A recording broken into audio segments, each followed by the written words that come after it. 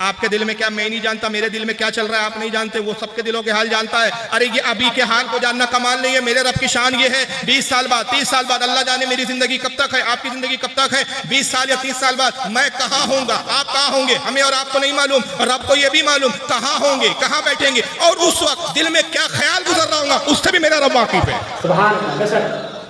اتنا باخبر رب ہے۔ السلام علیکم ورحمۃ اللہ وبرکاتہ۔ آج ہم جس بیان کو سننے جا رہے ہیں وہ ہے حضرت علامہ فاروق خان رضوی صاحب کا ایک بیان، جو ہے کہ میلاد النبی صلی اللہ تعالیٰ علیہ وآلہ وسلم منانا چاہیے کہ نہیں چاہیے، چونکہ آج بدعقیدے دیوبندی، وہابی اور دیگر فرقے اہل سنت والجماعت کو میلاد منانے سے روکتے ہیں اور دلیل پہ دلیل پیش کرتے رہتے ہیں۔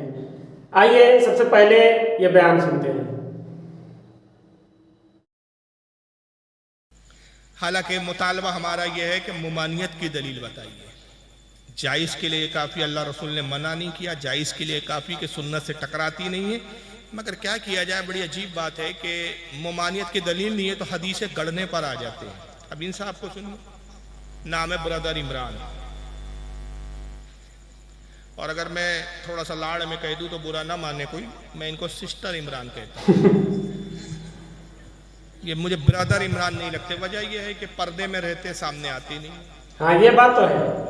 اچھا قیامت کا دن واقع ہو گیا، سمجھو قیامت قائم ہو گئی، اب اللہ تعالیٰ بولے اچھا چلو کون کون ہے میلاد منائے، تو ہم پورے منائے، ہم پورے اللہ منائے۔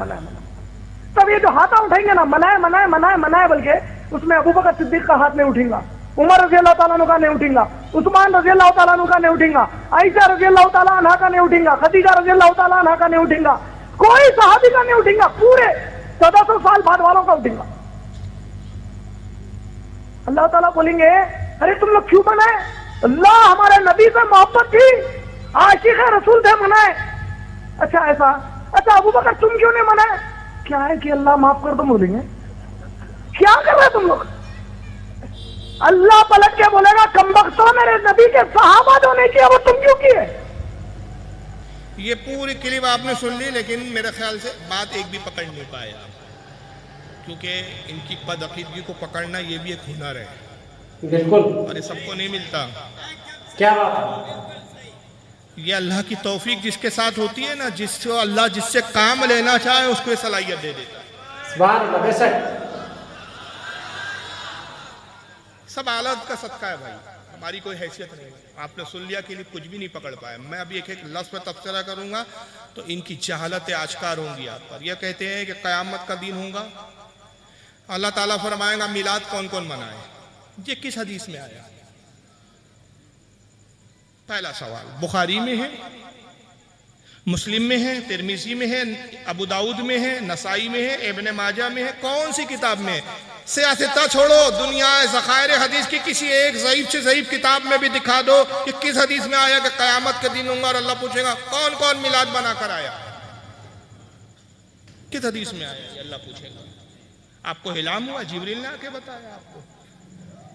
اہل حدیث اس طرح اہل حدیث بنتے ہو تم لوگ، اور الزام ہم پہ لگاتے ہو کہ ہم حدیث کو نہیں مانتے۔ ہم حدیث کو مانتے، طبیعت کو نہیں مانتے، تم طبیعت کو حدیث بتاتے ہو۔ کیا بات ہے، بالکل، ہم حدیث کو حدیث کہتے ہیں، اور یاد رکھیے ہم اہل سنت ہے، اہل حدیث نہیں۔ بالکل، کیا بات ہے، بڑا فرق ہے اہل سنت اور اہل حدیث ہونے میں۔ سنت ہوا جو نبی سے ثابت ہو، حدیث تو جھوٹی بھی ہوا کرتی ہے، سبحان اللہ، کیا بات ہے، حدیث تو ضعیف بھی ہوا کرتی ہے، مگر سنت جو ہے وہ نہ کبھی ضعیف ہوتی ہے نہ کبھی جھوٹی ہوتی ہے۔ سبحان اللہ، کیا جو بات ہے، کام میرے آقا نے کر دیا وہ سنت ہے، اور جو آقا نے کر دیا نہ وہ جھوٹا ہے نہ وہ ضعیف ہے۔ حدیث تو جھوٹی بھی ہو سکتی ہے، جیسے آپ کا مولوی حدیث جھوٹی گڑھ رہا ہے، اور گڑھنے کا بھی طریقہ نہیں ہے۔ پہلے کے جو گڑھنے والے تھے تو وہ بھی ایسی گڑھتے تھے کہ محدثین کو بھی چکرا جاتے تھے، محدثین کو بھی بڑی محنت لگتی تھی پتہ کرنے میں کہ حدیث صحیح ہے کہ نہیں ہے، ایک ایک راوی کو کھنگالنا پڑتا تھا۔ یہاں تو راوی کی ضرورت ہی نہیں ہے، پہلے راوی تم ہو، آخری راوی بھی تم ہو، مستند تو ہو نہیں تم۔ اور گڑھنے میں بھی کتنے کفریات بکائے، کفر بکائے اس شخص نے، کفر، آپ نے دھیان نہیں دیا، کفر بکائے، بھی میں بتاؤں کیسے کفر بکائے اس نے۔ اور یہ توحید کا ڈنڈا لے کے گھوم رہے کہ ہم توحید والے، ہم توحید والے۔ یہ توحید والے نہیں ہے خدا کی قسم. میں تو یہ بھی چیلنج کرتا ہوں ان کو کہ صرف توحید شرک پر موضوع رکھ کر مناظرہ کر لو, خدا کی قسم اس مناظرے میں تمہیں اگر مشرک ثابت نہ کر دو تو تقریر کرنا چھوڑ دو. کیا بات ہے, تمہیں مشرک ثابت کر دوں کہ کتنے بڑے بڑے شرک تمہارے اپنے یہاں پنپ رہے ہیں. تو یہ کہتے ہیں کہ قیامت کے دن اللہ پوچھیں گا کون کون میلاد بنائے, ہاتھ اٹھاؤ. کیا کہیں گے اللہ؟ ہاتھ اٹھاؤ کون کون میلاد بنائے. تو یہ سب ہاتھا اٹھیں گے, وہ حیدرآبادی لہجے میں کہہ رہے ہاتھا اٹھیں گے, اے اللہ منا اے اللہ منا. ابو بکر صدیق کا ہاتھ نہیں اٹھیں گا, عمر فاروق کا نہیں اٹھیں گا, عثمان غنی کا نہیں اٹھیں گا. اب یہاں رک رہا ہوں میں آپ سے ایک سوال. اب یہ موضوع یہ بات سمجھانے کے لیے میں پریکٹیکلی مثال دے رہا ہوں. بھائی جو کھانا کھا کر آئے ہیں وہ ہاتھ اٹھائیں. جو کھانا کھا کر آئے ہیں جلسے میں, کچھ لوگ ہیں جو ابھی کھانا نہیں کھائے ہیں, بھوکے ہیں, کچھ لوگ جا کے کھائیں گے. اندازہ ہوا کہ مجمع میں کتنے لوگ کھا کر آئے ہیں کھانا. اچھا اب جو گوشت کھا کر آئے ہیں وہ ہاتھ اٹھائیں. گوشت والے بڑے کم ہیں. آپ کہیں گے یار فاروق صاحب کہاں بہک گئے آپ, یہ گوشت اور کھانے میں کہاں الجھ گئے. اب بھی آپ کے سمجھ میں آ جائے گا مسئلہ بڑی آسانی سے. دیکھیے میں انسان ہوں, مجھے علم نہیں, میں علم غیب نہیں جانتا. میں نے کہا کون کھا کھا کے آیا ہے, کھانا کھا کے ہاتھ اٹھاؤ. ہاتھ اٹھے تو پتا چلا کھا کر آئے ہیں کتنے لوگ اور کتنے لوگ نہیں. میں نے کہا کتنے لوگ ہیں جو گوشت کھا کر آئے, ہاتھ اٹھایا تو پتا چلا کتنے لوگ گوشت کھا کر آئے ہیں. کیا خدا معاذ اللہ اتنا بے علم ہے اس کو پتا نہیں کون میلاد منا کے؟ ہاتھ اٹھاؤ. کیا بات ہے, سبحان اللہ. بے شک یہ ہے اس کی خفیات. نبی کے ساتھ ساتھ یہ توحید ہے تمہاری, رب کی توہین بھی ہے. اس توحید پر نازا ہو تم. ہاتھ اٹھاؤ کون میلاد منا کر آیا. جب ہاتھ اٹھیں گے تو پتا چلے گا اللہ کو کہ کون منا کر آیا اور کون نہیں منا کر آیا. ارے میرا رب تو عالم الغیب ہے. سبحان اللہ. بے شک ایسا عالم الغیب جو دل میں گزر رہا ہے وہ جانتا ہے. آپ کے دل میں کیا میں نہیں جانتا, میرے دل میں کیا چل رہا ہے آپ نہیں جانتے, وہ سب کے دلوں کے حال جانتا ہے.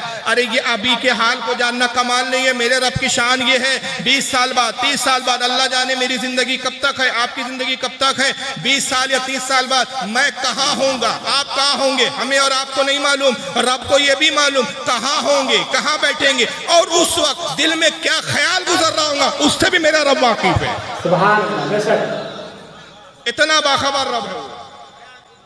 یہ ہے ہماری توحید, یہ ہے تمہاری توحید. ہاتھا اٹھاؤ کون کون میلاد منا کر آئے. تو سارے بریلوی سنیوں کے ہاتھ اٹھے گا اللہم منا ہم منا ہم منا. ابو بکر کا نہیں اٹھے گا تو اللہ کو تب پتا چلے گا اچھا ابو بکر نے نہیں منایا تھا, عمر نے نہیں منایا تھا, عثمان غنی نے نہیں منایا تھا رضی اللہ تعالیٰ. تو اللہ کہیں گا کہ جو میرے نبی کے صحابہ نے کام نہیں کیا کم بختو, وہ تم نے کیوں کیا. یہ اللہ کی لینگویج بتا رہے ہیں کم بختو.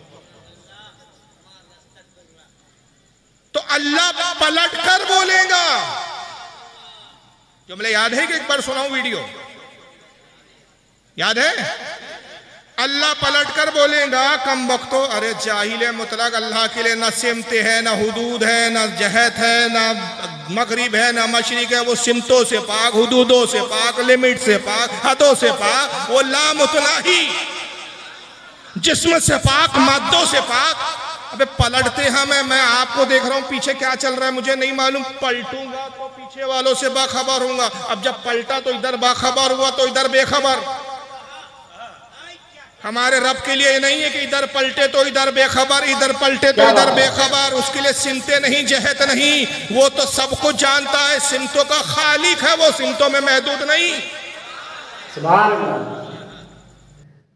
سبحان اللہ. بہت ہی اچھے بیان حضرت علامہ فاروق خان رضوی صاحب کا.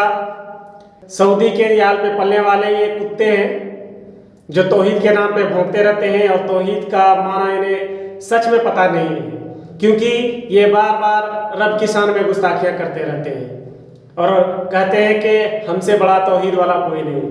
اللہ تبارک و تعالی ہم سب کو ان اہل خبیثوں سے بچائے اور ہمیں اہل سنت والجماعت میں قائم و دائم رکھے. اگر آپ کو یہ بیان اچھی لگی ہو تو اپنے دوستوں تک ضرور شیئر کریں اور ویڈیو کو لائک کرنا نہ بھولیں.